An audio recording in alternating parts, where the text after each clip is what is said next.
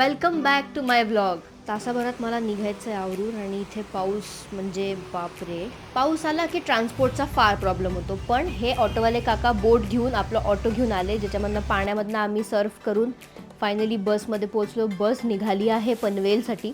So पुण्यामधनं बस निघायला 15 मिनटं उशीर झाला होता, त्यामुळे आम्ही आता 15 ते 20 मिनटं डिले चाललो आहे. लोणावळ्याच्या घाटीमध्ये ॲज युज्युअल गर्दी होती आणि ट्रॅफिक ब्लॉक होतं, त्याच्यामुळे अजून वेळ लागला आहे. सो आमचा एस्टिमेट टाईम होता 7:15ला पोहोचण्याचा, 7:15 तर इथेच झालेला आहे. सो मला वाटतं आम्ही मॅक्स टू मॅक्स 8:40 किंवा 9:15पर्यंत पोहोचून जायला पाहिजे. फूड कोर्टमधनं खायचं घेऊन खात बसले, तेवढ्यातच वी रीच्ड पनवेल.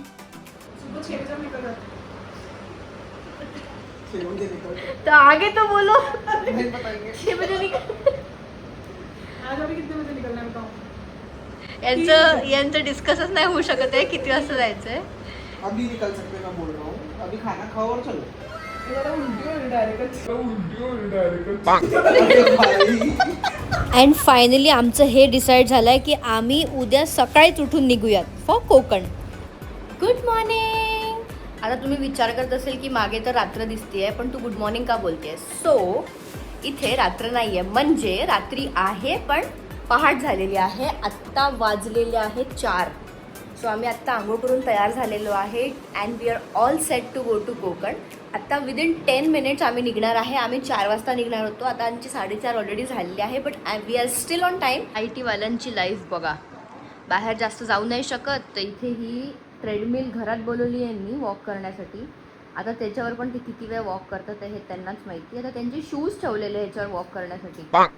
लाईव्हच ऐकू ह्याच्याकडनं किती वॉक करतो रे त्याच्यावर, म्हणजे बाहेर जायचा वेळ नाही म्हणून ट्रेडमिल घरात आणली आहे. Exactly 10,000 steps a day. झूठ बोलो, बार बार झूठ बोलो. बापरे, कभी कभी. खाली बघून वाटतंय का ह्याच्याकडे? डिग्री बघून वाटतंय का 10,000 डे करतो वगैरे? आज हो जाएगा Yes. Coffee. I'm already done यार. तुम लोग कितना टाइम कर रहे हो देखो. मैं पिछले 2 दिन से तैयार हूँ. मैं नागपुर से निकली तैयार थी मैं. इसको देखो. नागपुर से पुणे तक. एक तो जन है जो हमारा अभी तक रूम से बाहर नहीं आया है, पता नहीं वो क्या कर रही है. हम तो भी आके चलो ठीक है गेट अप 2-3 मिनट में निकल भी जाएंगे, उसका नहीं मालूम है अभी तक हमको. सो पहाटेच्या अंधारात फायनली आपले बॅग्स आम्ही कारमध्ये लोड केले आणि आम्ही निघालो आहे कोकणसाठी. बघताच बघताच सकाळ झाली मस्तपैकी. हा सनराईज ऑन द वे आम्हाला बघायला मिळाला. सो आत्ता आम्ही थांबलो आहे ब्रेकफास्टसाठी. Hotel Reddy's pure veg. इथे 2-3 आउटलेट्स बघितले पण नव्हतं अवेलेबल. सकाळी एकदम निघालेलो म्हणून अवेलेबल नव्हतं, बंद होते सगळे. आणि काही जागेवर फक्त पोहा होता आणि पोहा खाऊन तर ॲसिडिटी होते भाई ट्रॅव्हलिंगमध्ये. सो आता आम्ही आलो छान नाश्ता करायला. मस्त सकाळी साऊथ इंडियन ब्रेकफास्ट केला आणि आपली पेट पूजा सगळ्यात पहिले कंप्लीट करून घेतली. चला आता गाडीचा रायडर चेंज झालेला आहे. आपण आता ड्राईव्ह करणार आहे, म्हणजे मी आता ड्राईव्ह करणार आहे. कुछ भी. ठीक है, नया ऐड किया तूने गाड़ी में. Have welcome to safe ride.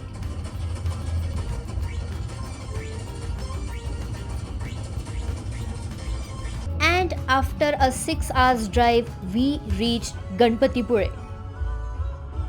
बापरे ऊन. आत्ता जस्ट आम्ही गणपतीपुळेला पोहोचलेलो आहे. छान AC मध्ये ट्रॅव्हल करून आलो, मस्त झोप आली होती आणि तेवढ्यात बाप्पाचं घर आलेलं आहे. इथे एवढी जास्त ऊन आहे बापरे, आणि एवढं गरम आहे ना बाहेर. म्हणजे पुण्यामध्ये धो धो पाऊस चालू होता, बर्फ पडून राहिला होता अक्षरशः. आणि इथे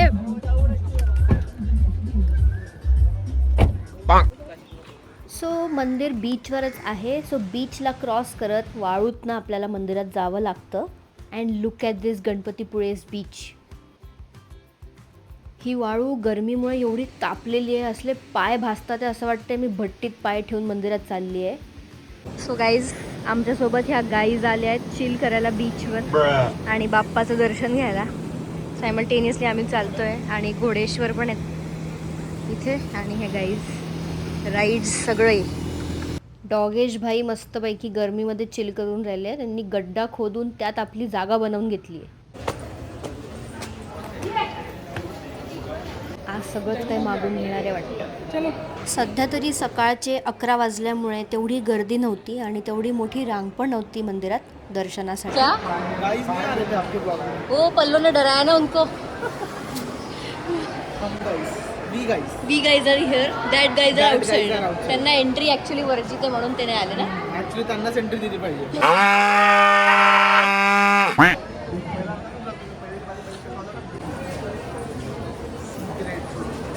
बहके जैसे क्यों कर रहा है? Great soul. बहके जैसे कर रहा है. Secret soul. हा मंदिरातला महाप्रसाद आहे. त्यात खिचडी, बुंदी आणि मस्तपैकी छान आंब्याचं लोणचं होतं. सो गणपती बाप्पाचे खूप खूप खूप छान दर्शन झाले आमचे. Almost half an hour to 40 minutes आम्ही गाभाऱ्यात होतो. आम्हाला आरतीसुद्धा भेटली. छान निवांत बाप्पाशी बसून बोलतासुद्धा आलं. त्यानंतर छानपैकी महाप्रसाद खाल्ला आहे मी. आणि महाप्रसाद खाल्ल्यावर आत्ता आम्ही थोडेसे फोटोज इथे काढून या बीचच्या जवळ आता we are going back to our cars. आणि थोडीशी ऊन उतरेपर्यंत आम्ही विचार करतोय की कोणीतरी कॅफेमध्ये थोडंसं बसून थोडंसं अजून मम करावं आणि मग पुढचं प्लॅनिंग करावं आणि पुढचे जे फन ॲक्टिव्हिटीज आम्ही करणार आहे ते सगळं करावं. कारण आत्ता खूप जास्त ऊन आहे आणि माझ्या हातात वाढ लागलेली आहे उन्हामुळे. सो आत्ता आम्ही इथे ब्रेक घेतला आहे अँड लुक ॲट दिस. बायकर्सचा ग्रुप आला आहे इथे कॅफेमध्ये. All Ducatis in line. एवढ्या डिफिकल्ट उन्हामध्ये we chose to have a cold coffee.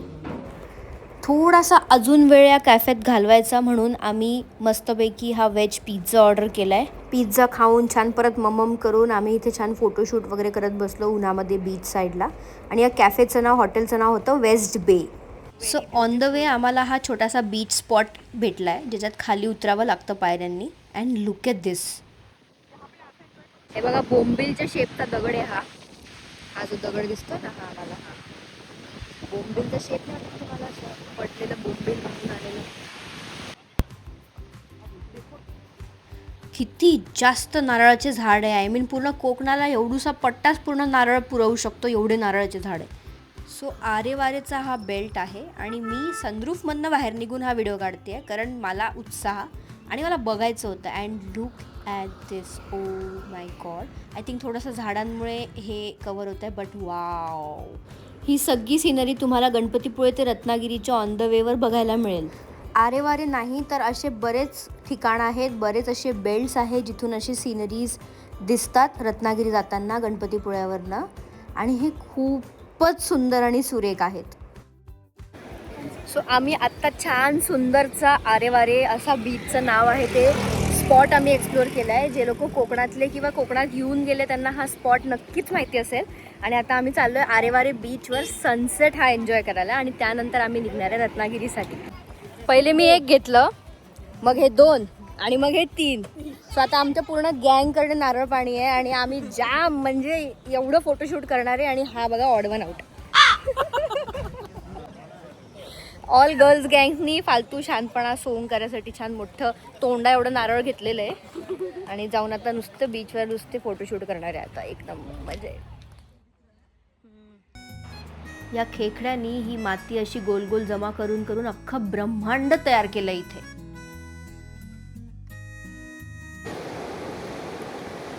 So refreshing. इतकं छान वारा आहे ना इथे. मला खूप मज्जा येते. खूप छान वाटतंय, खूप रिलॅक्स वाटतंय. बीचवर जाऊन माझ्या मनाला इतकी शांती भेटते. पाण्याचा आवाज ॲक्च्युली मला काम डाऊन करतो आणि हे वेव्स जे आपल्या पायांना हिट होतात ह्याच्याबद्दल तर मी बोलूच नाही शकत. This is so calming and so peaceful.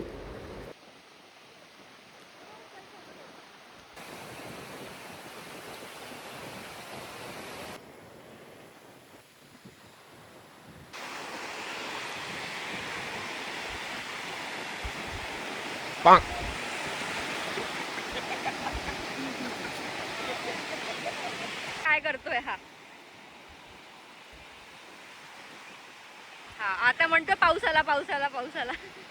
कोणीतरी मस्त हे सुंदर सँड कॅसल बनवलंय. लोक झिपलाईन करत होती पण खरं तर खाली पाणीच नव्हतं म्हणून आम्ही कॅन्सल केला तो प्लॅन. सो आमची एंट्री बघा. चला, आमच्या हॉटेलमध्ये आमची एंट्री झालेली आहे बिना चप्पलची कारण आम्ही बीचवर पाय भिजवले होते आणि आमचे चप्पल ओलेत. सो ही रूम आहे आमची 4-5 लोकांसाठी. Single bed, double bed. आता आम्ही आमचं वाटून घेणार आहे आणि मस्तपैकी आता छान करणार आहे. सो गाई करायला जायच्या आधी आम्ही छान इथे जेवण करायला आलो आहे आणि हॉटेलचं नाव आहे आमंत्रण. बरेच ब्रांचेस आणि बरंच फेमस होता हा हॉटेल कोकणात, तर आम्ही ट्राय करायला आलो आहे. मेमरीज क्रिएट करने के लिए डेडिकेशन देखो. हे थाली मागवाई आहे हमने. अँड ही फिश मला तेवढी काही खास वाटली नाही. नो वरीज, आता जेवण करून छान झोप घेणार. भेटूया पुढच्या व्लॉगमध्ये, म्हणजेच पार्ट 2 मध्ये.